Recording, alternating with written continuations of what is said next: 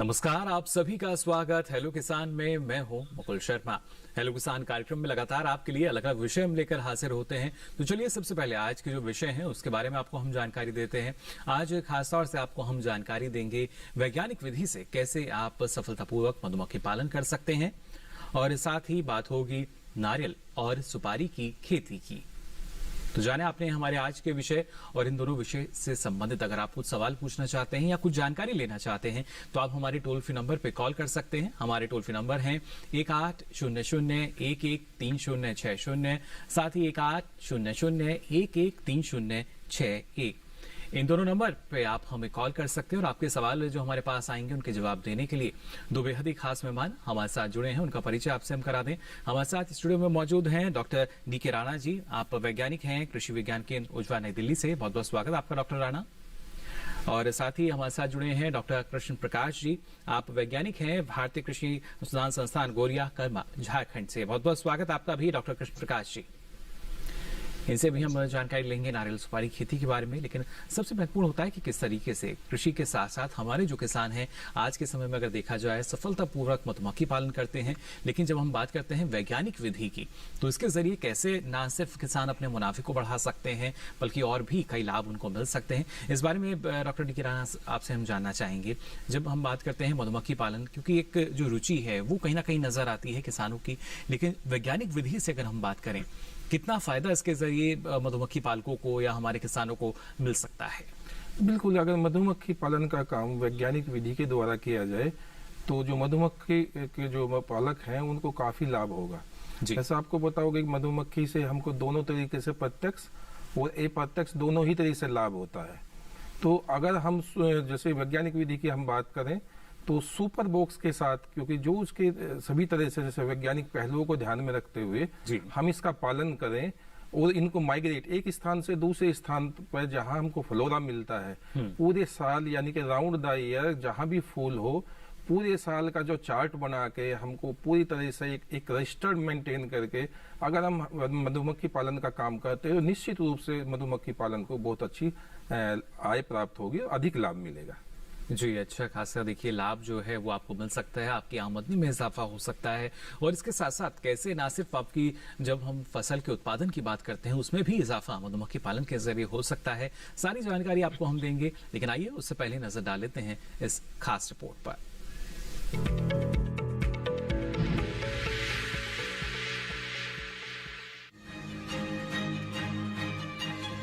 भारतवर्ष शहद उत्पादन एवं निर्यात के क्षेत्र में विश्व का एक प्रमुख देश है, जहां प्रति वर्ष करीब करीब 1.05 लाख मीट्रिक टन शहद का उत्पादन होता है।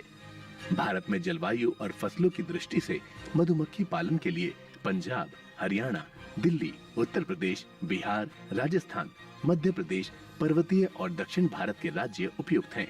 कम जोत वाले किसान मधुमक्खी पालन जैसे कृषि आधारित उद्योग से जुड़कर अपनी आय बढ़ाने में सफलता हासिल कर सकते हैं।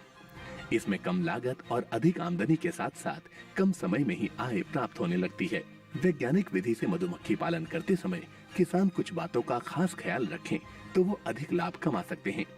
जैसे कि मधुमक्खी पालन के लिए वैसे स्थान का चुनाव करना चाहिए जहां 2 से 3 किलोमीटर क्षेत्र में पेड़ पौधे बहुतायत में हों।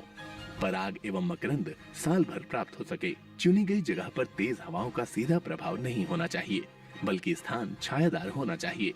साथ ही स्थान सड़क से दूर और भूमि समतल होनी चाहिए ताकि पानी का निकास उचित तरीके से हो सके। चयनित स्थान के पास साफ और बहता हुआ पानी तथा नदी नाला या जल स्रोत मधुमक्खी पालन के लिए जरूरी होता है। चुने हुए स्थान के चारों तरफ तारबंदी या बाड़ा लगा कर रखें। पंक्ति से पंक्ति की दूरी 10 फीट एवं बॉक्स से बॉक्स की दूरी 3 फीट रखना उचित होता है। मधुमक्खियों के लिए अधिक गर्मी, सर्दी एवं लगातार वर्षा अच्छी नहीं होती। मधुमक्खियां 27 से 32 डिग्री सेल्सियस तापक्रम पर अधिक काम करती हैं।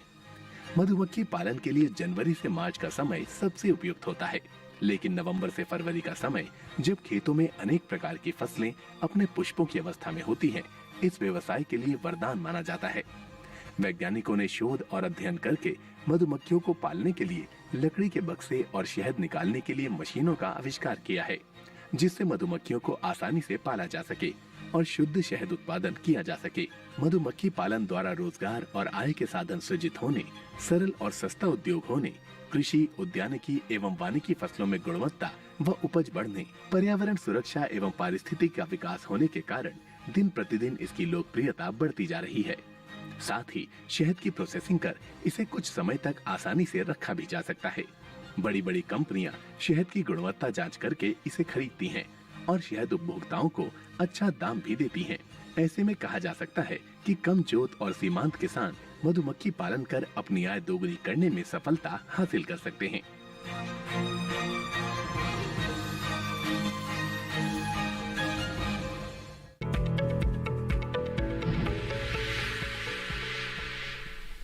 तो जाना आपने कैसे आप भी मुनाफे की जो मिठास है वो चख सकते हैं अगर आप मधुमक्खी पालन कर रहे हैं और उसके साथ साथ शहद उत्पादन में आगे चलकर और अपने मुनाफे को बढ़ाना चाहते हैं। तो अब आइए यहाँ रुक कर लेते हैं डॉक्टर कृष्ण प्रकाश जी का भी। डॉक्टर कृष्ण प्रकाश जी, जानना चाहेंगे आपसे, हमारे जो किसान नारियल या सुपारी की खेती करना चाहते हैं उनके हिसाब से अभी का जो समय है वो कैसा है और कितना फायदा हमारे किसानों को इन दोनों की खेती करके मिल सकता है? जी नमस्कार किसान भाइयों। नारियल और सुपारी एक हम जानते हैं कि सुपारी जो इसकी बात करें तो वो एक पूर्णतः कैश क्रॉप है, यानी नगदी फसल के रूप में आती है, जिसका बहुत ज्यादा डिमांड यहाँ पे इंडिया में भी और वर्ल्ड लेवल में हो। जो एशियन कंट्री है जिसमें ज्यादातर इसका उत्पादन होता है। बट जो और जैसे नारियल है, ये दक्षिण भारत में हमें लोग इसका डेली यूज में दिन प्रतिदिन इसका काफी मात्रा में यूज करते हैं विभिन्न रूपों में। और जो उत्तर भारत में है वहाँ पे इसको आजकल जैसे टेंडर नट के रूप में, गर्मी के जैसे सीजन बढ़ रहा है तो टेंडर नट के रूप में इसका उपयोग होता है। नारियल पानी का बहुत ज्यादा उपयोग होता है और नारियल का बहुत सारा इसके मेडिसिनल फायदे हैं। सो इसीलिए इसका उपयोग दिन प्रतिदिन बढ़ता ही जा रहा है। और दक्षिण भारत में जो खाद्य तेल के रूप में नारियल तेल का जो यूज किया जाता है इसके रूप में, या इसके बहुत सारे प्रोसेस प्रोडक्ट हैं, जैसे नए नए प्रोडक्ट्स इसके आ गए हैं कि इसके आइसक्रीम बनते हैं, इसके ढेर सारे कप्स वगैरह बनते हैं, और नारियल के जो VCO फॉर्म है, या इस तरह के बहुत सारे उत्पाद है, नारियल शुगर है, जिसका कि काफी मात्रा में अगर इसको एक इंडस्ट्री के रूप में इसको विकसित किया जाए और छोटे स्केल पे मझोले किसान इसको लगाए तो ये बहुत बड़ा मतलब बहुत फायदा दे सकता है नारियल। जी, एक अच्छा खासा मुनाफा है, एक बड़ा फायदा जैसा कि डॉक्टर प्रकाश ने कहा वो हमारे किसानों को मिल सकता है, क्योंकि एक ऐसा क्षेत्र जहां पे असीम संभावनाएं हैं और हमारे किसानों के लिए बेहद जरूरी कि ना सिर्फ जो प्रमुख फसलें हैं, मुख्य फसलें हैं उनको लें, बल्कि उसके साथ साथ अगर वो चाहते हैं जलवायु अगर वहाँ संभावना है इस तरह की है तो वो नारियल या सुपारी की खेती कर सकते हैं। इस बारे में आगे भी आपको हम पूरी जानकारी देंगे, लेकिन पहले आइए नजर डाल लेते हैं इस खास रिपोर्ट पर।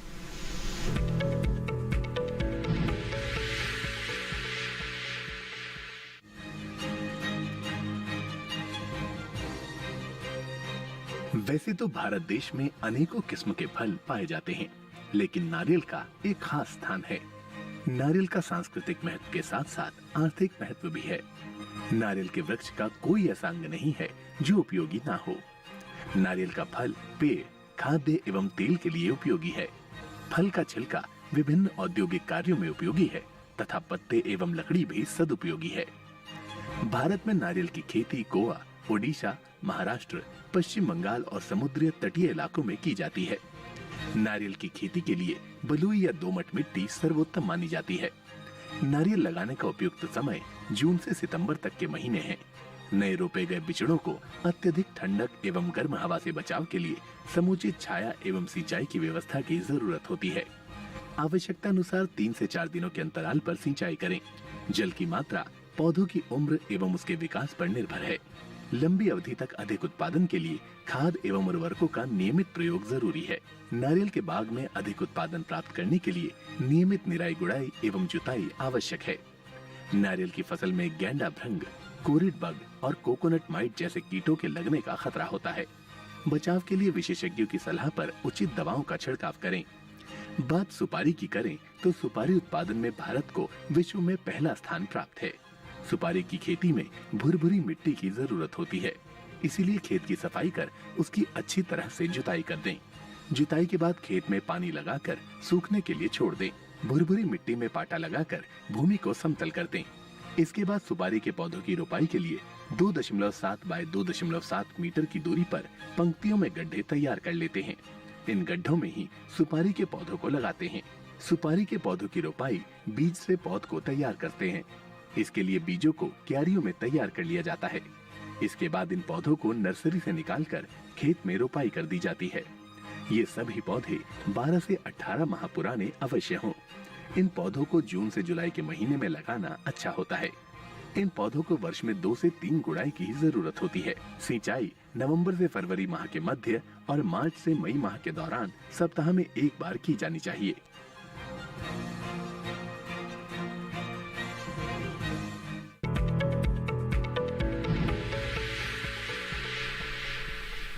तो जाना आपने कैसे आप नारियल और इसके साथ ही सुपारी की खेती कर सकते हैं और किस तरीके से जो इसमें आपका फायदा है या मुनाफा है वो कैसे आप बढ़ा सकते हैं। उचित प्रबंधन जो है वो बेहद जरूरी हो जाता है।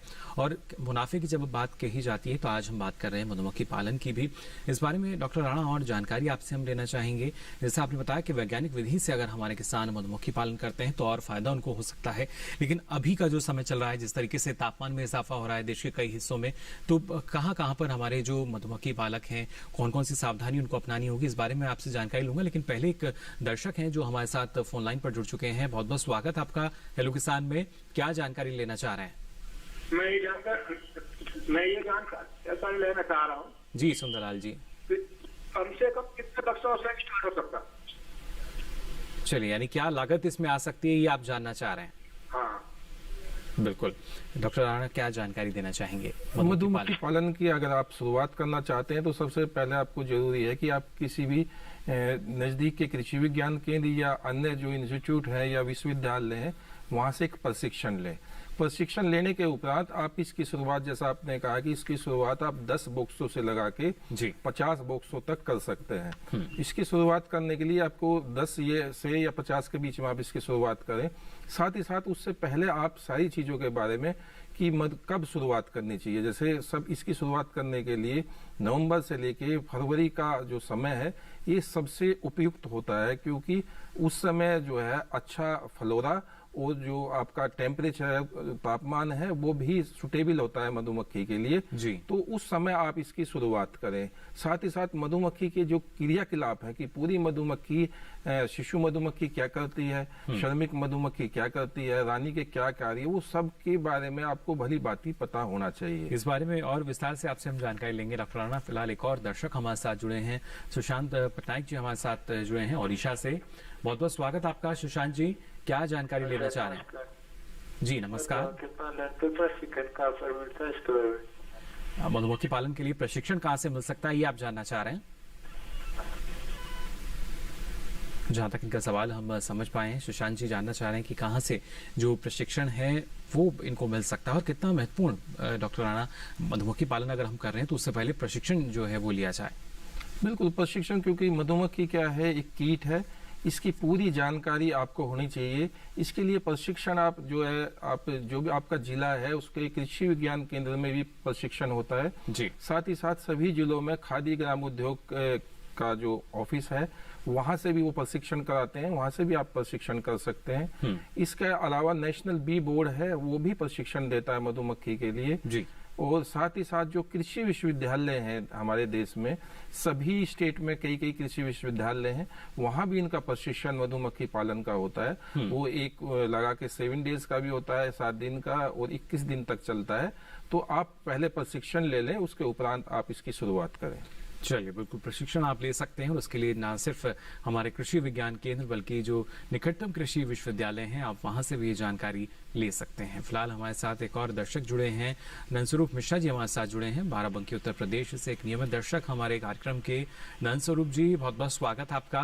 क्या जानकारी लेना चाह रहे हैं? जी सर, मैं जानना चाहता हूँ मधुमक्खी पालन हम लोग करते हैं, करना चाहते हैं, इसमें क्योंकि फूलों से ही शहद बनाते हैं और 12 माह फूल रहता है, जब फूल खत्म हो जाता है तो हमें मधुमक्खियों को कौन सा रस देना चाहिए जिससे उनकी जीविका भी चल सके और शहद हमारा भी बन सके? चलिए, बिल्कुल ऐसी परिस्थिति अगर सामने आ जाती है डॉक्टर राणा, क्या करना सही रहता है ऐसे में? मधुमक्खी पालन जब आप करते हैं तो सबसे पहले आपको पूरा माइग्रेट यानी कि स्थानांतरण, पूरा स्थानांतरण का आपके पास पूरा खाका होना चाहिए कि किस समय, जैसे सूरजमुखी का क्षेत्र है तो वो कहाँ है, अरहर का क्षेत्र है तो वहाँ कहाँ है, सरसों का क्षेत्र है, इसके अलावा बहुत सारे प्लांट है जैसे यूकेलिप्टिस है, आपके शीशम है, बहुत सारे फ्रूट प्लांट है। तो आपको जरूरी है, अगर वैज्ञानिक मधुमक्खी पालन आप करना चाहते हैं तो स्थानांतरण यानी कि एक जगह से दूसरे स्थान पर आपको ले जाना पड़ेगा। जी। दूसरी बात है कि आपने कहा कि अगर ऐसा समय आता है कि हमारे पास कुछ भी नहीं है तो उस समय हम मधुमक्खी को क्या दे सकते हैं। तो इसके लिए आप चीनी और पानी का बराबर बराबर रेशियो में यानी कि अनुपात में आप घोल बना के 1 भाग चीनी और 1 भाग पानी, उसका घोल बना के आप फीडर की सहायता से आप मधुमक्खी को दे सकते हैं ताकि वो अपना जीवन यापन करती रहे, क्योंकि उसको भी भोजन की आवश्यकता है। तो इसलिए आप इन दोनों चीज का बनाकर आप उनको अनुपात में इसमें देते रहना चाहिए। यानी कृत्रिम आहार के रूप में हम देखिए जो मधुमक्खी हैं उनको यहाँ दे सकते हैं, जैसा कि डॉक्टर राणा लगातार हमें जानकारी दे रहे हैं। डॉक्टर प्रकाश, आपका भी हम रुख करना चाहेंगे। आपने शुरुआत में बताया कि जो किसान है कैसे ना सिर्फ अगर हम पहले बात करते हैं सुपारी की, उसकी खेती कर सकते हैं, लेकिन जो किसान अब सोचते हैं कि उन्हें शुरुआत करनी चाहिए या पहले से कर रहे हैं, वहां पर किस तरह का प्रबंधन जो है इस तरह के मौसम में महत्वपूर्ण हो जाता है?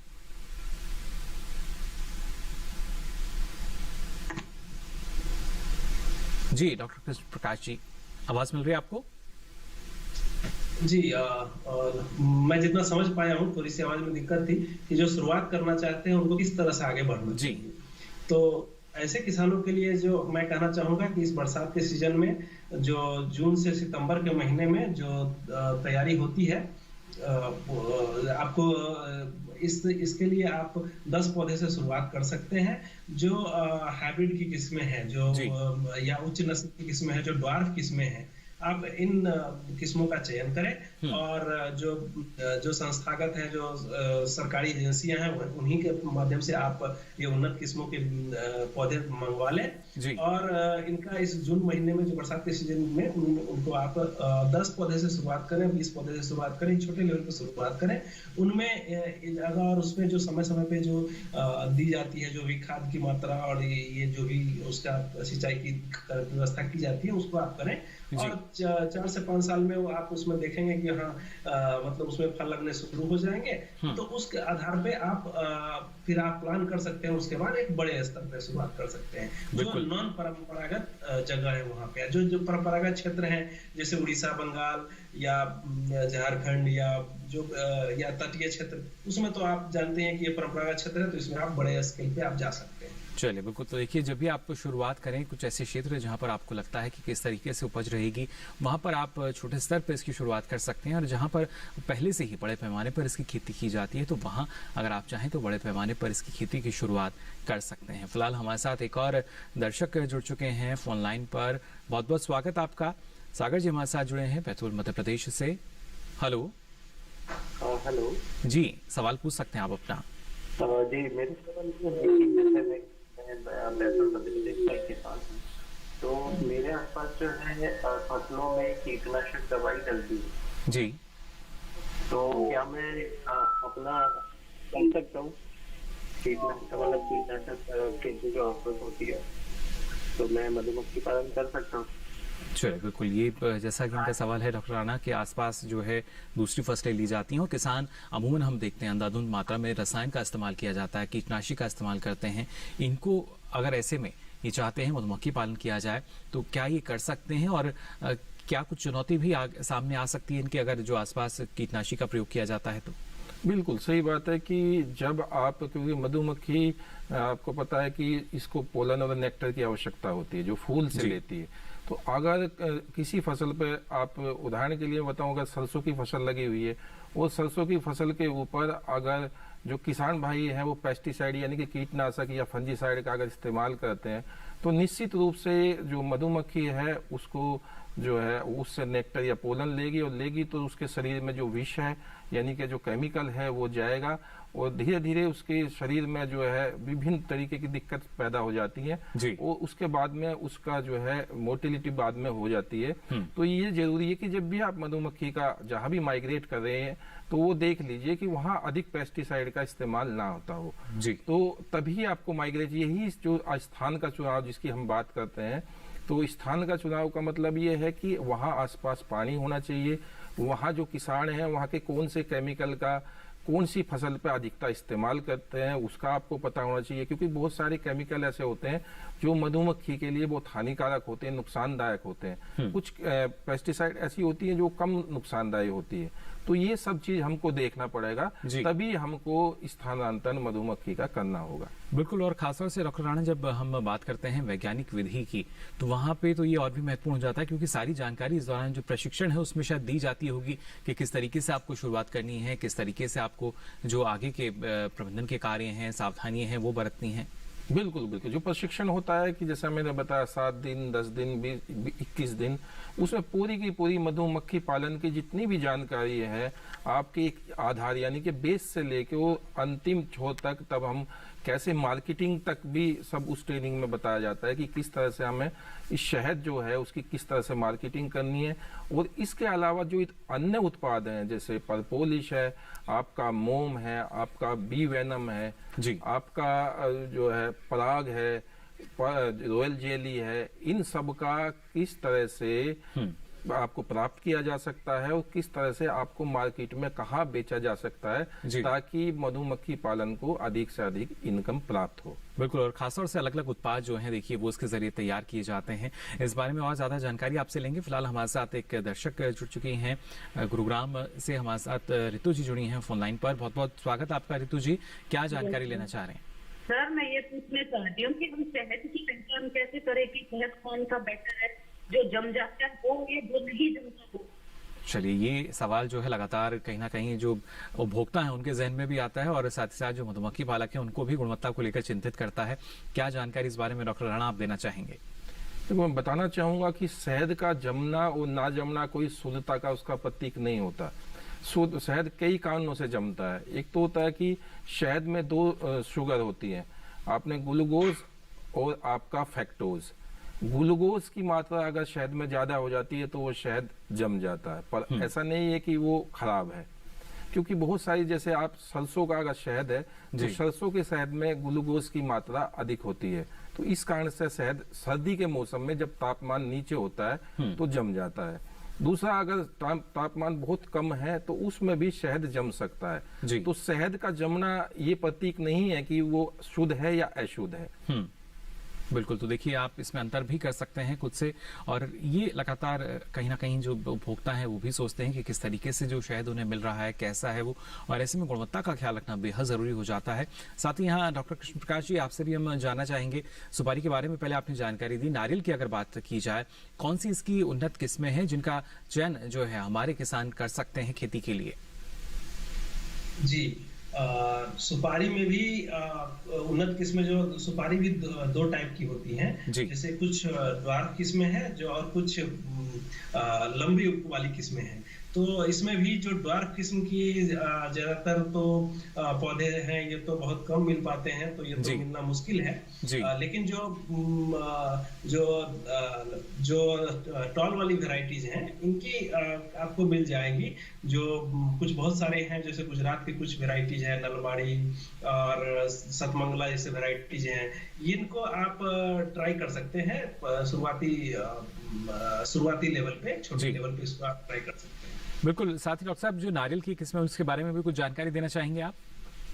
जी, नारियल में जो ये केंद्रीय रोपण फसल अनुसंधान संस्थान का सरबोर्ड है केरल में, इनके द्वारा और केंद्रीय नारियल बोर्ड के द्वारा भी कई किस्में विकसित की गई हैं, जिनमें अलग अलग उद्देश्य के लिए अलग अलग किस्में हैं। जो कुछ जैसे डुअल पर्पस किस्में हैं, जो छोटी भी हैं और उनको नारियल पानी के रूप में वो के लिए उसको विकास किया गया है। तो ये इस तरह की किस्में हैं। और या कुछ जैसे हाइब्रिड है जो हाई यील्डिंग के लिए विकसित की गई हैं, जो कलरफुल है, जैसे सीओडी वैरायटी है, एमओडी वैरायटी है, वो कलरफुल नारियल की भी किस्में हैं।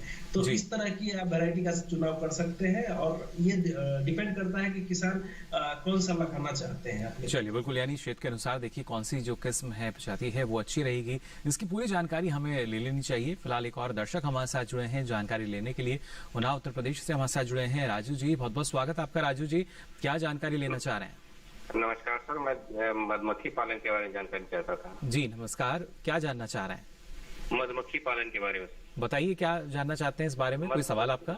जी जी, ये जानकारी चाहिए थी कि हम फूलों की खेती करने जा रहे हैं, तो क्या इस वक्त उसके साथ मधुमक्खी पालन किया जा सकता है? चलिए, बिल्कुल, काफी अच्छा सवाल इनका। डॉक्टर राणा, क्या जानकारी देना चाहेंगे आप? बिल्कुल राजू जी, अगर आप फूलों की खेती करना चाहते हो, ये तो बहुत ही अच्छी बात है कि फूलों की खेती, क्योंकि जितनी भी बागवानी या आपकी जो फूलों वाली फसलें हैं, तो इनमें आप फूलों वाली हो, फलों वाली हो, सब्जी वाली हो, इनमें अगर आप मधुमक्खी का पालन करते हैं तो आपको शहद या जो जितने उत्पाद मैंने बताए ये तो मिल ही रहे हैं। साथ ही साथ जो अप्रत्यक्ष रूप से जिसको हम कहते हैं, उसमें जैसे पोलिनेशन है, परागण है, तो उसमें सबसे बड़ा जो लाभ होता है, यानी कि फसल के उत्पादन में लगभग 25% से ऊपर उत्पादन में जो है अधिक हो जाता है आपके पर परागण के द्वारा। तो पोलिनेशन एक प्रत्यक्ष रूप से सबसे बड़ा लाभकारी चीज है। तो आप फूलों की खेती करते हो या दूसरी खेती कर रहे हो, मधुमक्खी का कार्य कर रहे हो, तो आप तो इसमें आपको ज्यादा आमदनी होगी। मैं मानता हूं कि माननीय प्रधानमंत्री जी के द्वारा चलाई गई है कि डबल इनकम यानी कि किसान की, ये एक बहुत अच्छा स्रोत है इसको अपनाकर, क्योंकि इसको लिए अलग से भी जमीन की आवश्यकता नहीं है।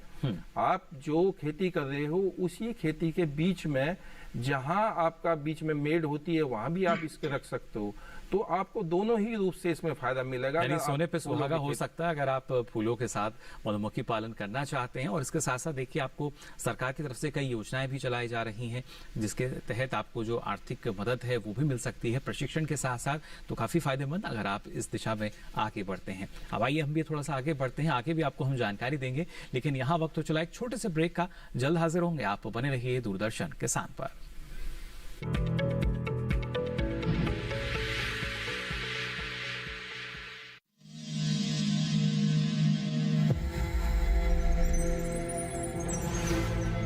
आत्मनिर्भर किसान भारत की शान। उत्पादन में आत्मनिर्भर होने के साथ साथ फसल की कटाई के उपरांत उपज की हानि को रोकने, ग्रामीण क्षेत्रों में रोजगार सृजन करने और बीज से बाजार तक के विजन को मजबूती देने के उद्देश्य से 1 वर्ष पूर्व माननीय प्रधानमंत्री श्री नरेंद्र मोदी जी ने एक महत्वाकांक्षी केंद्रीय योजना एग्रीकल्चर इंफ्रास्ट्रक्चर फंड की शुरुआत की। इस आधुनिक इंफ्रास्ट्रक्चर से कृषि आधारित उद्योग लगाने में एक बहुत बड़ा बदलाव आएगा और बहुत बड़ी गति आएगी। साथियों, अब हम उस स्थिति की तरफ बढ़ रहे हैं जहां गांव के कृषि उद्योगों से फूड आधारित उत्पाद शहर जाएंगे, और यही तो आत्मनिर्भर भारत अभियान का संकल्प है। एग्रीकल्चर इंफ्रास्ट्रक्चर फंड से पात्र लाभार्थी गोदामों का निर्माण कर सकते हैं, छटाई या ग्रेडिंग इकाई, पैकिंग हाउस, सप्लाई चेन और कोल्ड चेन जैसी सुविधाएं, या फिर प्राथमिक कृषि प्रसंस्करण केंद्र की स्थापना कर सकते हैं। इस योजना के तहत पात्र लाभार्थियों को 2 करोड़ रुपए तक के ऋण पर अधिकतम 7 वर्ष के लिए ब्याज में 3% तक की छूट दी जा रही है। ऋण पुनर्भुगतान के लिए 6 महीने से 2 वर्ष तक मोरेटोरियम की सुविधा भी उपलब्ध है।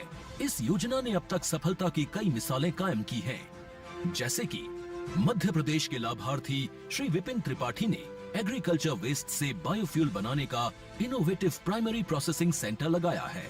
लोन मिलने की वजह से हम समय पर सारी मशीनों का प्रोक्योरमेंट और सारा सिविल वर्क टाइम पे करवा पाए, जिससे ये प्रोजेक्ट को लगाना संभव होता है।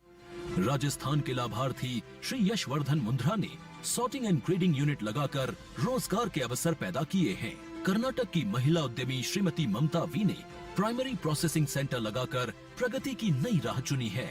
ಸಣ್ಣ ಪುಟ್ಟ ಉದ್ಯಮಿಗಳನ್ನ ಮತ್ತಷ್ಟು ಅಗ್ರಿಕಲ್ಚರ್ ಅಲ್ಲಿ ಹೆಚ್ಚು ನಾವು ಇನ್ನಷ್ಟು ಸಾಧನೆ ಮಾಡಲಿಕ್ಕೆ ಕಾರಣಕಾರಕವಾದಂತ ಈ ಅಗ್ರಿಕಲ್ಚರಲ್ ಇನ್ಫ್ರಾಸ್ಟ್ರಕ್ಚರ್ ಫಂಡ್ ಇಂದ ನಮ್ಮ ಇನ್ನಷ್ಟು ಯೋಜನೆಗಳು ಆಯೋಜನೆಗಳು ಉತ್ತಮಗೊಂಡಿದೆ। राजस्थान के लाभार्थी श्री दिनेश भट्टर ने जीरे की प्रोसेसिंग यूनिट लगाकर आसपास के ग्रामीणों को आत्मनिर्भरता प्रदान की है। महाराष्ट्र के लाभार्थी श्री अनूप कुमार मोहता ने वेयर हाउस बनाकर अन्न भंडारण को सुनिश्चित किया है।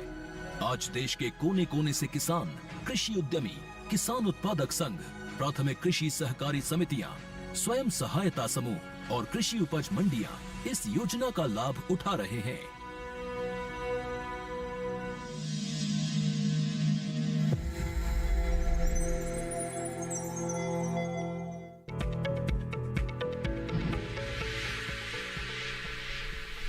ब्रेक के बाद आप सभी का एक बार फिर स्वागत। हेलो किसान में लगातार आपको हम जानकारी दे रहे हैं वैज्ञानिक विधि से कैसे आप मधुमक्खी पालन कर सकते हैं, और साथ ही नारियल और सुपारी की खेती, जो यहाँ एक इस तरह की खेती जहाँ पर जानकारी का होना बेहद जरूरी है। और लगातार जो दर्शक हैं वो हमारे साथ जुड़ रहे हैं। फिलहाल हमारे साथ रमेश जी जुड़े हैं अमरेली गुजरात से। बहुत बहुत स्वागत आपका रमेश जी।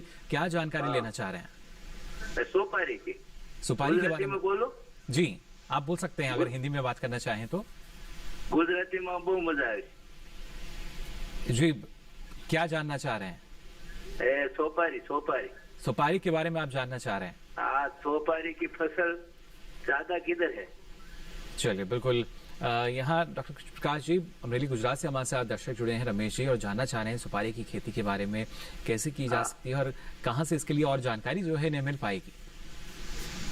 जी, जैसे सुपारी की अगर आपको नई खेती शुरुआत करनी है तो आपके सबसे निकटतम में केरल में जो कासरगोड जो संस्थान है, केंद्रीय रोपण फसल अनुसंधान संस्थान, वहां से उसका जो क्षेत्रीय केंद्र है कर्नाटक में, वहां से आपको उन्नत किस्में इसकी मिल सकती हैं और उनकी पूरी जानकारी भी वहां पे मिल सकती है। वहां पे ट्रेनिंग भी होती है। तो आपको वहां पे इसी मार्च या अप्रैल के महीने में आपको पौधशाला के लिए वहां पे पौधा के लिए आपको बुकिंग करनी पड़ेगी, और फिर आपको मई में जाके के लास्ट में और जून में आपको वहां पे पौधा मिलेगा जी। उससे और जो उन्नत किस्में हैं वो आपको वहीं पे बता देंगे कि आपको कौन सी आपके लिए सुटेबल कौन सी होगी। वहां पे जैसे सतमंगला वैरायटी है, ये आपको गुजरात में बहुत अच्छा वहां पे उसका आएगा। नलबारी है, ये वैरायटी आपको वहां पे बहुत अच्छा आएगा। तो इसके पौधे आपको वहां से मिल जाएंगे, और इसकी सारी जो तकनीकी डिटेल है या कुछ प्रशिक्षण है, ये आपको वहां से मिल जाएगा जी। तो आपको इस तरह से शुरुआत कर सकते हैं जी। बिल्कुल, तो देखिए शुरुआत कर सकते हैं रमेश जी, जो कि गुजरात से जानना चाह रहे थे। और अलग अलग फसलों की अगर हम बात करते हैं तो कहीं ना कहीं जलवायु की विविधता होती है और हमारे देश में ऐसी ही भाषा की विविधता है, लेकिन उद्देश्य यही रहता है कि किस तरीके से जो किसान हैं उनकी समस्या का समाधान हो सके, और उनके लिए लगातार इस कार्यक्रम के माध्यम से भी हम कोशिश यही करते हैं ना सिर्फ उनकी समस्या का समाधान हो बल्कि लगातार नई जानकारी जो है उन तक हम पहुंचा सकें। साथ ही यहाँ डॉक्टर राणा आपसे भी हम जानना चाहेंगे जिस तरीके से ना सिर्फ मधुमक्खी पालन बल्कि इसके जरिए अब कई उत्पाद हैं जो हमारे किसान जो हैं मधुमक्खी पालक हैं वो तैयार करते हैं। कौन कौन से प्रमुख उत्पाद और इनके जरिए कैसे वो अपने मुनाफे को बढ़ा पा रहे हैं? बिल्कुल, वैसे मधुमक्खी का आप पहले मधुमक्खी पालन करते थे तो ये जानते थे कि इसका पालन जो है सिर्फ शहद के लिए किया जाता है जी। पर अब जब हम वैज्ञानिक मधुमक्खी की बात कर रहे हैं तो मैंने बताया कि इसका पालन जो है सुपर बॉक्स के साथ वैज्ञानिक विधि से करना चाहिए। जन अन्य उत्पाद हैं जैसे कि आपका वैक्स है, पर पॉलिश है, पोलन है, बी वेनम है, रॉयल जेली है जी। ये मार्केट में यानी कि बाजार में बड़े अच्छे रेट में ये बेचते हैं, क्योंकि जितने भी ये उत्पाद हैं विभिन्न उत्पाद बनाने में इनका उपयोग किया जाता है। जैसे बहुत सारे सौंदर्यीकरण के जो सामान होते हैं उनमें इनका इस्तेमाल किया जाता है। बहुत सारी मेडिसिनल जो है जैसे बी वेनम है, विभिन्न तरह की जो बीमारियां होती हैं, खासकर जो आपके स्किन डिजीज जो होती है और गठियाबाई की जो बीमारी होती है उनमें आपके बी वेनम का प्रयोग किया जाता है जी। ऐसे ही आपका जो परपोलिश है वो विभिन्न तरह की जो क्रीम वगैरह जो बनाई जाती है उनमें इस्तेमाल किया जाता है। तो आजकल इनका उत्पाद को आसानी से लिया जा सकता है और अच्छे दामों पर बाजार में इनको बेचा जा सकता है जी। बिल्कुल, तो देखिए अलग अलग उत्पाद जो हैं वो आपको इसके जरिए मिल सकते हैं और इसके जरिए अच्छा मुनाफा जो है वो आपको मिल पाएगा। फिलहाल एक और दर्शक हमारे साथ जुड़ चुके हैं फोन लाइन पर। बहुत बहुत स्वागत आपका हेलो किसान में। क्या जानकारी लेना चाह रहे हैं घनश्याम जी? सर मैं उत्तराखंड से हूँ जी। ये मधुमक्खी पालन करते हैं हम लोग जी। तो शहद कहाँ बेचेंगे, उसका सही मूल्य हमारे को मिले जो है। चलिए, देहरादून उत्तराखंड से जुड़े हैं घनश्याम जी और जानना चाह रहे हैं कि कैसे बेहतर मूल्य जो है वो शहद का हमें मिल सकता है, अच्छी गुणवत्ता जो है वो आती है, कैसे इस बारे में डॉक्टर राणा क्या आपको राह दिखाना चाहेंगे? बिल्कुल, आप मधुमक्खी पालन का कार्य कर रहे हैं या आप शहद प्राप्त कर रहे हैं, उत्पादन कर रहे हैं, तो इसके लिए अच्छे दाम के लिए आपको अपना जो प्रोडक्ट है, अपना तो उत्पाद है, उसकी पैकेजिंग आपको करनी होगी। इसके लिए FSSAI नंबर आपको लेना पड़ेगा। उसको लेने के लिए आप आजकल ऑनलाइन जो है वो प्राप्त किया जाता है। ऑनलाइन उसकी कुछ फीस होती है, ऑनलाइन उसको आप फॉर्म को सबमिट कर सकते हैं। उसके बाद आप अपना जो उत्पाद है विभिन्न मार्केटों में कहीं भी आप आसानी से बेच सकते हैं, क्योंकि जब आप रॉ हनी बेचते हैं तो बाजार में आपका जो हनी होता है वो निश्चित रूप से दाम उसके कम मिलते हैं जी। तो जब आप अपना उत्पाद फिर इसको आप किसी भी स्टोर में, जो आपके आजकल विभिन्न जगह बड़े बड़े स्टोर खुले हुए हैं, किसी भी स्टोर में आप उसको बेच सकते हैं। उसके लिए आपको पहले अपना पैकिंग आपको करनी पड़ेगी, तब आपका शहद जो है वो बिक सकता है। बिल्कुल, काफी महत्वपूर्ण हो जाता है। यानी ना सिर्फ मधुमक्खी पालन आप कर रहे हैं, बल्कि जैसे जो स्थिति आप बता रहे हैं डॉक्टर राणा कि जो पैकिंग की हम बात करते हैं, यानी पैकेजिंग की देखा जाए तो ये भी एक महत्वपूर्ण भाग हम मान सकते हैं मधुमक्खी पालन का। तभी हमें और अच्छा मुनाफा जो है वो आने वाले समय में मिल सकेगा। बिल्कुल, ये तो क्योंकि आज जो मार्केटिंग है वो सबसे महत्वपूर्ण है, क्योंकि कोई भी, चाहे वो किसान की अगर हम बात करते हैं तो किसान किसी भी चीज को आप आसानी से पैदा कर लेता है, चाहे वो आपकी फसलें हों चाहे आपके दूसरे हो। ऐसे ही मधुमक्खी पालन की हम बात करते हैं तो शहद तो मधुमक्खी पालन ले रहा है, अच्छा ले रहा है। कुछ चुनौतियां आती हैं, क्योंकि जो भी हम कार्य करते हैं कहीं ना कहीं थोड़ी बहुत चुनौतियां आती हैं, पर उनसे बाहर निकलने के उपरांत सबसे जरूरी है कि शहद हमारे पास है, पर उसके दाम मिलना बहुत जरूरी है, क्योंकि अच्छे दाम मिलेंगे जब ही मधुमक्खी पालन को लाभ होगा। तो दाम लेने के लिए जरूरी है कि आपकी जो पैकिंग है वो आपके 200 ml की, आपके 500 ml की, इस तरह से जो है छोटी पैकिंग का आपके 1000 ml की आप पैकिंग करें। पैकिंग करके विभिन्न, आपका पैकिंग का भी होता है कि अगर आप कांच की बोतल में पैकिंग करते हैं तो उसको जो है उपभोक्ता जल्दी उसको पकड़ता है। अगर आप प्लास्टिक के डब्बों में पैक करते हैं तो उसको कम पकड़ता है। तो आपने ये देखना पड़ेगा अपनी मार्केटिंग के लिए। जी, तो ये भी देखिए कुछ बारीकियां हैं जिनको जानना जरूरी है, और यही सारी जानकारी जो है प्रशिक्षण के दौरान भी दी जाती है हमारे मधुमक्खी पालकों को, जिससे किसी भी तरह की जो दिक्कत है उन्हें ना जो मार्केटिंग है ना उसमें आया। उसके बाद क्योंकि जब बाजार तक आपका उत्पाद पहुंचता है तो वो सारी जानकारी एक किसान को, एक मधुमक्खी पालक को होनी चाहिए, और यही उद्देश्य रहता है प्रशिक्षण का भी। लेकिन जब हम नारियल या सुपारी की खेती करते हैं तो वहां भी कोशिश यही की जा रही है कि कैसे एक किसान को और ज्यादा लाभ हो सकता है। डॉक्टर कृष्ण प्रकाश जी, अगर नारियल की खेती की हम बात करते हैं तो सरकार की तरफ से हमने देखा पिछले दिनों कई तरीके से प्रयास किए जा रहे हैं, प्रोत्साहित किया जा रहा है लगातार किसानों को, अगर वो नारियल की खेती करना चाहते हैं। और उसमें भी एक बदलाव हम कह सकते हैं जो हमने देखा है हाल फिलहाल में ही। जी, सरकार के द्वारा जैसे बहुत सारे चीजों पे डायरेक्टली तो नारियल की खेती पे सब्सिडी नहीं होती है, लेकिन जैसे आप जैसे ड्रिप इरिगेशन लगाते हैं या इस तरह की खेती करते हैं तो इस तरह के कोई सुविधा अगर प्राप्त करते हैं, या पौधशाला के लिए अगर नर्सरी कोई लगाना चाहते हैं किसान कमर्शियल लेवल पे, तो उसके लिए भी आपको सब्सिडी और सहायता की व्यवस्था की जाती है सरकार के द्वारा। इसके अलावा जो आप जो जैसे बहुत बड़ा फायदा ये है नारियल और सुपारी खेती में कि जो शुरुआती के वर्षों में आपको जो खेत में जो आपको अंतर स्थान जो मिलता है, जो बीच में जो जगह मिलती है दो पौधों के बीच में, उसमें आप बहुत से सब्जी उगा सकते हैं या फिर कुछ मसालों की खेती कर सकते हैं, हल्दी आदि इस तरह की, या पाइनएप्पल या इस तरह की बहुत सारी खेती कर सकते हैं। तो इसके अलावा जो मिश्रित खेती है वो नारियल बेस्ड और सुपारी के आधारित या नारियल आधारित जो मिश्रित खेती है, 3-4 फसलों को मिला के, जैसे केला प्लस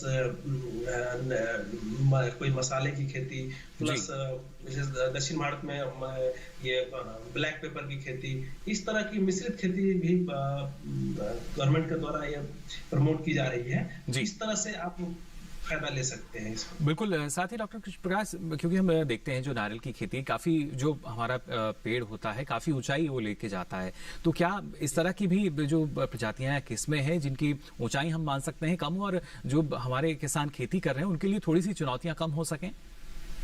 जी बिल्कुल, जितने भी नारियल और सुपारी में जो भी हाइब्रिड किस्में विकसित की गई हैं या ड्वार्फ में उन्नत किस्में विकसित की गई हैं, वो बस बहुत कम हाइट की होती हैं। आप और जैसे कि नारियल में बात करें तो चंद्र शंकरा, केरा शंकरा, कल्पश्रेष्ठ, इस तरह की जो किस्में हैं वो बहुत बौनी किस्में हैं जी।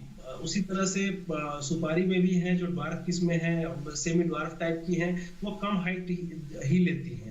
जो उन्नत, जो परंपरागत जो टॉल वैरायटीज हैं वो काफी ऊंचाई पे जाती है, लेकिन अब आज के समय में ये प्रमोट की जा रही है कि आप ड्वार्फ या सेमी ड्वार्फ टाइप की ही किस्मों का चयन करें, जिससे आपको हार्वेस्टिंग में ज्यादा दिक्कत ना आए। अदरवाइज भी इसमें हार्वेस्टिंग के लिए भी बहुत सारे डिवाइसेस और मैकेनाइजेशन किया जा चुका है, जिसका कि उपयोग करके आप आसानी से उसके पैरों पर चढ़ाई करके या नीचे से भी ड्रोन के माध्यम से या फिर बड़े बड़े उपकरणों के माध्यम से भी इसमें कमर्शियल लेवल पे इसकी हार्वेस्टिंग की जा सकती है। जी बिल्कुल, और यही एक आधुनिक कृषि की तस्वीर अब हमें नजर आती है। जैसा आपने कहा कि अब जो ऊंचाइयां हैं वो ड्रोन तकनीक के सहारे पूरी कर ली जाती हैं, यानी अब जो किसान है उनको ज्यादा परेशान नहीं होना पड़ता। अब से पहले हम देखते थे किस तरह की चुनौतियां उनके सामने होती थी, लेकिन मशीनीकरण की बात की जाए या फिर तकनीक की हम बात करें तो इस तरह के विकल्प अब हमारे पास हैं, जिससे किसानों को ज्यादा जो चुनौती है उनका सामना नहीं करना पड़ता, बल्कि एक सुविधा के तौर पर हम देख सकते हैं। और ऐसे ही अगर हम मधुमक्खी पालन में देखते हैं यहाँ डॉक्टर राणा, क्योंकि पहले हम देखते थे जो प्रसंस्करण इकाइयां हैं शहद की वो हमें कम नजर आती थी, लेकिन अब हम देखते हैं कि खासतौर से जो एग्री स्टार्टअप्स हैं, नए नए एंटरप्रेन्योर्स आ रहे हैं, वो उनका रुझान अब इस तरफ बढ़ा है, जिस वजह से जो प्रसंस्करण इकाइयां हैं वो अब ज्यादा नजर आती हैं। हाँ, क्योंकि जो हमारी जो सरकार की जो पॉलिसी है इस वे में काफी अग्रेसित है, क्योंकि विभिन्न जैसे अभी बात कर रहे थे कि मधुमक्खी पालन के लिए माननीय प्रधानमंत्री जी ने 500 करोड़ रुपए का अलग जो है बजट का प्रावधान रखा है जी। इसी के तहत विभिन्न जो प्रधानमंत्री रोजगार गारंटी योजना के तहत भी विभिन्न तरह के, जैसे आप प्रोसेसिंग यूनिट की आप बात कर रहे हो, इसके अलावा जो मधुमक्खी पालन के जो आप बॉक्स की बात कर रहे हो यानी कि शहद उत्पादन की बात कर रहे हो, तो इसके लिए काफी प्रयास किए जा रहे हैं। इसीलिए आज प्रसंस्करण, क्योंकि इस पे भी 40% जो है सब्सिडी सरकार द्वारा दी जाती है जी। तो कोई अगर ये 25 लाख रुपए की कीमत का जो प्रोसेसिंग है, जिसमें आपका प्रोडक्शन भी है, प्रोसेसिंग भी है बड़ी यूनिट का, तो उसमें 40% सब्सिडी जो है बी कीपर को अगर कोई लगाना चाहता है उसको दी जाएगी जी। इसके अलावा जो कोई मधुमक्खी पालन का कार्य करना चाहता है तो उसके लिए आपको 2,20,000 का 50 बॉक्सों का जो है एक आपका पूरा का पूरा एक प्रावधान है जी। उसमें भी 40% सब्सिडी जो है सरकार द्वारा दी जाती है। यानी जिस हिसाब से जो प्रोजेक्ट रिपोर्ट हमारे जो किसान हैं जब सबमिट करते हैं तो उसके बाद देखिए सुनिश्चित किया जाता है किस तरीके से आर्थिक मदद जो है वो आपको मिल सकती है अनुदान के रूप में।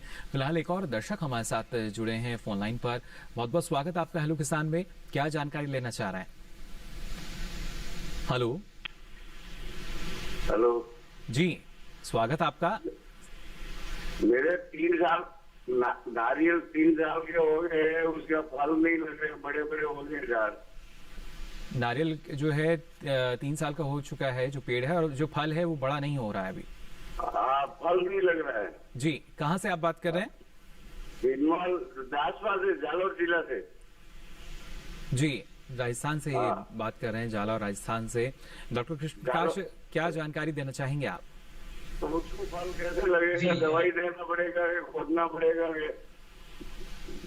जी जी जैसा कि मैं समझ पा रहा हूँ कि ये कह रहा है कि 3 साल का इनका पौधा है जी। और उसमें फल नहीं लग पा रहे हैं जी। तो कोई बात नहीं, जैसे नारियल में जो उन्नत किस्में जो विकसित की गई हैं वो भी आजकल 5 साल के बाद ही फल देना शुरू करता है। लेकिन जो अगर ये टॉल वेराइटीज होंगी अगर इनके पास, तो ये इसमें 8 साल 9 साल भी लगते हैं। तो कोई बात नहीं, इनको अपना जो न्यूट्रिएंट मैनेजमेंट है, जो इसके पोषक तत्व है, इन पे थोड़ा सा इनको ध्यान देना होगा कि सही समय पे सिंचाई और खाद और गोबर खाद का अप्लाई ये करते रहे। जो रिकमेंडेड है कि 15 दिन पे एक बार, अगर बरसात का सीजन नहीं है तो 1 सप्ताह में 15 दिन के आसपास पे पानी और जो खाद की मात्रा बताई गई है, अगर उनका ये करते रहे, कोई बात नहीं, हम लोगों को 1 साल 2 साल और हमें इंतजार करना पड़ेगा। यानी उचित प्रबंधन अपनाकर आप देखिए आने वाले समय में जो नारियल है उसमें सफलता मिल सकती है। और उसके लिए जैसा कि डॉक्टर कृष्ण प्रकाश ने पहले जिक्र किया था कि इसके साथ ही आप जो दूसरी फसलें हैं उनको भी ले सकते हैं, क्योंकि जो इसका पौधा है अगर वो ऊंचाई ले जाता है तो आसपास की जो जगह है वहां पर आप दूसरी फसल जो है वो एक विकल्प के रूप में ले सकते हैं, जिसके जरिए आमदनी आपको लगातार मिलती रहेगी। आगे भी आपको हम जानकारी यहाँ देंगे, लेकिन फिलहाल वक्त तो चला एक और छोटे से ब्रेक का। जल्द हाजिर होंगे, आप बने रहिए दूरदर्शन किसान पर।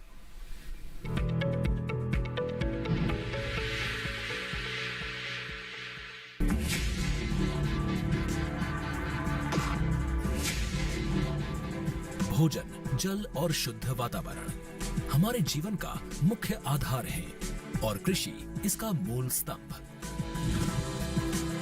पिछले 60 वर्षों में विज्ञान आधारित कृषि का व्यापक प्रसार हुआ है। साथ ही कृत्रिम संसाधनों के बढ़ते प्रयोग से कृषि की सतत क्षमता पर चिंताएं बढ़ी हैं। प्रधानमंत्री श्री नरेंद्र मोदी जी के दूरदर्शी नेतृत्व के अंतर्गत रसायन मुक्त जैविक खेती एक महत्वपूर्ण प्रयास है।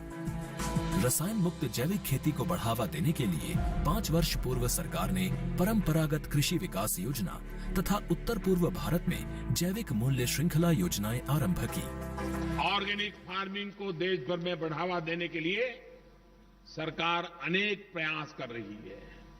इसके लिए परंपरागत कृषि विकास योजना के तहत काम किया जा रहा है। न सिर्फ ऑर्गेनिक फार्मिंग को बल दिया जा रहा है, बल्कि उसके लिए वैल्यू एडिशन और मार्केट की व्यवस्था भी की जा रही है। भारत सरकार एवं किसानों के सम्मिलित प्रयासों से आज देश के लगभग 36 लाख किसान 38 लाख हेक्टेयर क्षेत्र में जैविक खेती कर रहे हैं।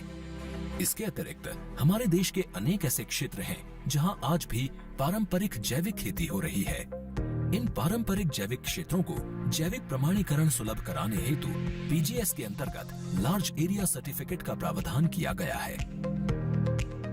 इस प्रक्रिया की विशिष्टता ये है कि इसमें प्रमाणीकरण मात्र 2 से 3 महीनों में हो जाता है, जबकि सामान्य परिस्थितियों में इसमें 2 से 3 वर्ष का समय लगता है। अंडमान निकोबार केंद्र शासित प्रदेश के कार निकोबार एवं नैन काउरी द्वीप समूह देश के सर्वप्रथम ऐसे प्रमाणीकृत जैविक क्षेत्र हैं। अभी हाल ही में संपूर्ण लक्षद्वीप को जैविक खेती के रूप में प्रमाणित किया गया है। वर्ष 2016 में सिक्किम राज्य पूर्ण जैविक कृषि राज्य के रूप में प्रमाणित हो चुका है। सुदूर उत्तर में हिमालय श्रृंखला के बीच स्थित लद्दाख ने भी पूर्ण जैविक के लक्ष्य की ओर बढ़ना शुरू कर दिया है।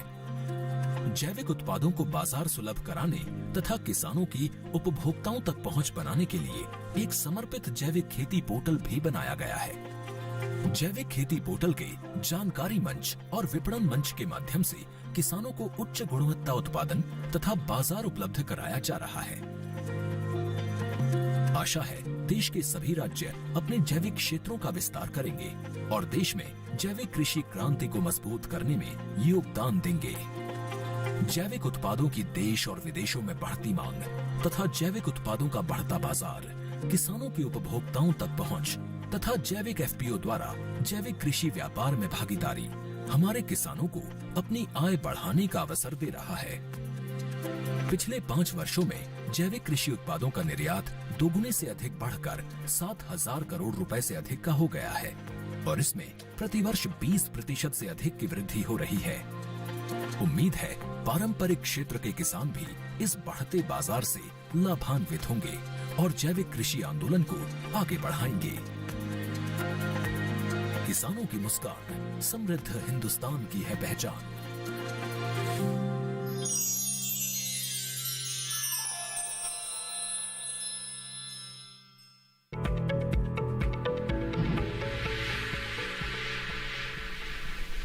ब्रेक के बाद आप सभी का एक बार फिर स्वागत। हेलो किसान में लगातार दर्शक हमारे साथ जुड़ रहे हैं। दर्शक हैं जो फोन लाइन पर जुड़े हुए हैं। देवेंद्र जी, बहुत बहुत स्वागत आपका। क्या जानकारी लेना चाह रहे हैं? सर जी, मैं एक हेक्टेयर में 30 नारियल के पौधे लगाना चाहता हूँ। 1 हेक्टेयर में आप नारियल के पौधे लगाना चाहते हैं? हाँ, हमारा खेत जो है वो दोमट मिट्टी है, पानी की समुचित व्यवस्था है। जी, शाहजहानपुर उत्तर प्रदेश से आप बात कर रहे हैं? हाँ जी सर। चलिए, बिल्कुल किस तरह की देखिए संभावनाएं हो सकती हैं। डॉक्टर प्रकाश, क्या जानकारी देना चाहेंगे आप? शाहजहानपुर उत्तर प्रदेश से हमारे जो दर्शक हैं देवेंद्र सिंह, वो जानना चाह रहे हैं 1 हेक्टेयर क्षेत्र में ये लगाना चाहते हैं नारियल के पौधे। जी बिल्कुल। तो जैसा कि उन्होंने बताया कि इनको शुरुआत करनी है, तो आप जैसे नारियल की खेती में 7.5 मीटर इंटू 7.5 मीटर के स्पेसिंग पे इसके आप इसी महीने में, अभी मई में के महीने में, अप्रैल मई के महीने में इसमें गड्ढे बना लें और उसमें गोबर तो वगैरह की जो मात्रा है वो आपको उसमें पूरा भर के इस तरह से आप उसको जगह तैयार करके रखें और तभी आप इस बीच में आपकी जो उन्नत किस्में हैं, जो छोटी द्वार वाली किस्में हैं, जैसे जो हाइब्रिड किस्में हैं, जैसे केरा शंकरा, चंद्रा शंकरा, केरा समृद्धि, इस सब किस्मों की पौधा आप मंगवा लें। ये आपको नजदीक में, आप जैसे शाहजहांपुर से बात कर रहे हैं तो आपको यहाँ वेस्ट बंगाल में, कोलकाता में, या फिर आसाम में, या फिर CDB के केंद्रीय नारियल बोर्ड के द्वारा जो जगह जगह पे जो इसके सेंटर है, वहां पे आपको इसके पौधे मिल जाएंगे। अब वहां से फिर इस पौधे की बुकिंग कर लें, फिर जून के बाद किसी भी महीने में आप इसको लगा सकते हैं जी। फिर आप उसकी देखभाल करें। आप तो ये यहाँ पे आप ट्राई कर सकते हैं शाहजहांपुर में, अच्छी उम्मीद है यहाँ पे, अच्छी उम्मीद जी बिल्कुल। साथ ही डॉक्टर कृष्ण प्रकाश जी, अगर हम बात करते हैं, क्योंकि नारियल की जो खेती है, सुपारी की भी हम बात करें, तो क्या इसमें भी किस तरह के रोग बीमारी या कीटों की संभावना जो है वो रहती है? जी बिल्कुल, इसमें भी कीटों की संभावना होती है। जैसे रेड पाम बेविल एक बहुत ही एक जो डिवास्टेटिंग, बहुत ही डेंजरस टाइप का ये कीड़ा है जो कि इसको नुकसान करता है। लेकिन उम्मीद है कि जैसे उत्तर भारत में और इस सब जगहों पे इसकी कम देखने को मिलेगा, क्योंकि यहाँ पे जो टोटल प्लांटेशन है, टोटल जो है ये कम है नारियल और सुपारी की, इसीलिए इसका प्रकोप यहाँ पे उत्तर भारत में कम होगा। और जो अगर दक्षिण भारत के किसान हैं, अगर वहाँ उनको लगाती है तो उनके लिए जो एक मैनेजमेंट की प्रैक्टिस है वो अच्छी तरह से बताई गई है, जो उनको वहाँ पे लोग फॉलो करने से इनका बीमारियां कम हो पाएंगी। जी बिल्कुल। और किस तरह की जो सावधानी है वो किसानों को रखनी चाहिए जो सुपारी की खेती कर रहे हैं, नारियल की खेती कर रहे हैं, जिससे अच्छा मुनाफा उनको मिल सके, इस बारे में कुछ और जानकारी देना चाहेंगे आप? जी, जैसे ज्यादा मुनाफे के लिए तो आपको यही होगा कि जो जैसे सुपारी की खेती में जो जहाँ ज्यादा वर्षा होती है वहाँ पे इसमें हमको प्रिवेंटिव स्प्रे करना होता है, जिसको क्वालिटी मेंटेन करने के लिए। तो जैसे बोर्डेक्स मिक्सचर का हमको प्रिवेंटिव स्प्रे करना होता है बरसात से पहले और ड्यूरिंग रेनी सीजन ऑल्सो। अगर थोड़ा सा चलिए, इन बातों का ख्याल रखना होगा हमारे जो किसान है उनको। फिलहाल एक और दर्शक हमारे साथ जुड़े हैं आजमगढ़ उत्तर प्रदेश से। बहुत बहुत स्वागत आपका, क्या जानकारी लेना चाह रहे हैं? हेलो हेलो, संपर्क फिलहाल हमारा इनके साथ नहीं हो पा रहा है, तो यहाँ हम जानने की कोशिश कर रहे थे कि किस तरीके से और ज़्यादा लाभ जो है वो आपको मिल सकता है नारियल और खासतौर से जब सुपारी खेती की हम बात करते हैं। डॉक्टर प्रकाश जी, आप बता रहे थे किस तरह की सावधानी अगर हमारे जो किसान हैं अपनाते हैं तो वहाँ पर और ज़्यादा संभावनाएं बढ़ जाती हैं मुनाफे की। जी बिल्कुल। और जैसे जैसे सुपारी की बात करें तो सुपारी में जो फ्रूट की क्वालिटी है, जो सुपारी के अंदर की जो क्वालिटी है, नट की क्वालिटी है, उसको ग्रेडिंग की जाती है। तो अगर आप सही से उसकी आप ग्रेडिंग करते हैं, हार्वेस्टिंग के बाद सुखाने, उसको किसानों को ही उसको सुखाना पड़ता है, उसके बाद उसकी डिमांड बढ़ जाती है। तो जैसे आप ग्रेडिंग आप सही से करते हैं उसमें, तो उसको अच्छा सा प्रोडक्ट आपको, उसको अच्छा सा मार्केट वैल्यू आपको मिल जाएगा। क्योंकि इसको 300 रुपए से लेके इसको 600-700 रुपए तक की पर केजी के हिसाब से इसकी प्राइस है सुपारी की। तो कुछ सावधानी है, अगर उसको हमारे किसान अपना ले तो देखिए किस तरीके से जो अच्छा बाजार है वो आपको मिल सकता है। और इस बारे में डॉक्टर कृष्ण प्रकाश जी आपने इतनी महत्वपूर्ण जानकारी दी, इसके लिए आपका बहुत बहुत आभार। धन्यवाद। साथ ही यहाँ डॉक्टर वी के राणा जी, आपसे भी हम जानना चाहेंगे, जिस तरीके से अभी जो हम देख पा रहे हैं कि जो परिस्थितियां बनी हुई हैं, ना सिर्फ किसानों का रुझान है बल्कि एक आवश्यकता हम मान सकते हैं कि अगर हमें उत्पादन बढ़ाना है तो मधुमक्खी पालन को अपनाना चाहिए। बिल्कुल, मधुमक्खी पालन के जो और भी जितनी चीजें हैं, जैसे डेयरी है या मशरूम है, अगर किसी परंपरागत कृषि के साथ साथ हम इनको का भी सही लेते हैं, इनको साथ करते हैं, तो निश्चित रूप से किसान की दुगनी आय से भी ज्यादा होने की संभावना है जी। साथ ही साथ अगर जो मधुमक्खी पालन है जैसे अभी आप करना चाहिए, क्योंकि अच्छा वैज्ञानिक विधि से तभी आप कर पाएंगे जब भी अधिक उत्पादन ले पाएंगे। जैसे अभी समय है, ग्रीष्म ऋतु का ये समय है जी, तो इस समय आपको कुछ सावधानी रखनी पड़ेगी। अगर आपने सावधानी नहीं रखी तो कुछ ना कुछ हानि होने की भी संभावना बनी रहती है, क्योंकि तापमान दिनों दिन अब बढ़ता जाएगा। तो इसके लिए जरूरी है कि जो आपके बी बॉक्स हैं वो किसी छायादार स्थान पे होने चाहिए। जी, यानी जो तापमान है उसका असर मधुमक्खी पालन पर ना पड़े, इसके लिए इस तरह की सावधानी आपको अपनानी चाहिए। और इसके साथ साथ और भी जो मुनाफा है वो आपको आने वाले समय में मधुमक्खी पालन से मिल सकेगा। फिलहाल यहाँ डॉक्टर डी के राणा जी, इतनी महत्वपूर्ण जानकारी आज आपने हमारे दर्शकों को दी, इसके लिए आपका भी बहुत बहुत आभार। धन्यवाद। तो जाना आप सभी ने किस तरीके से लाभ आपको मिल सकता है, ना सिर्फ मधुमक्खी पालन करके बल्कि नारियल और सुपारी की खेती करके भी आप अच्छी आमदनी ले सकते हैं। अब चलिए आपको हमारे जो कल के विषय रहेंगे उसके बारे में हम जानकारी दे दें, जिससे पहले से आप अपना सवाल तैयार रखें। कल बात होगी प्राकृतिक खेती की और साथ ही कपास की बुआई और उन्नत बीज के बारे में। अगर आप अपना कोई सवाल या सुझाव हम तक पहुंचाना चाहते हैं तो आप हमें ईमेल कर सकते हैं। हमारी मेल आईडी है hellokisan2015@gmail.com। साथ ही फेसबुक के जरिए भी आप हमसे जुड़ सकते हैं। इसके लिए आपको फेसबुक पर जाकर हिंदी में टाइप करना होगा हेलो किसान, और यहाँ भी आप अपना सवाल या सुझाव लिखकर छोड़ सकते हैं। और एक और विकल्प आपके पास है जो कि काफी महत्वपूर्ण, आप डीडी किसान कॉल सेंटर का नंबर नोट कर सकते हैं। नंबर है 1800113060। सोमवार से शनिवार सुबह 6 से रात के 10 बजे तक ये लाइन खुली है, इस पर भी आप अपना सवाल दर्ज करा सकते हैं। और ये सारी जानकारी अब आप देख सकते हैं डीडी किसान के यूट्यूब चैनल पर भी। इसके लिए आपकी टीवी स्क्रीन पर जो QR कोड दिखाया जा रहा है, इसे आप स्कैन करें, इसके बाद आप पहुंचेंगे YouTube चैनल पर, जहां ये सारी जानकारी अब आप कभी भी कहीं भी ले सकेंगे। तो फिलहाल के लिए आज हेलो किसान में बस इतना ही। फिर हाजिर होंगे नई नई जानकारियों के साथ, तब तक के लिए दीजिए इजाजत। नमस्कार।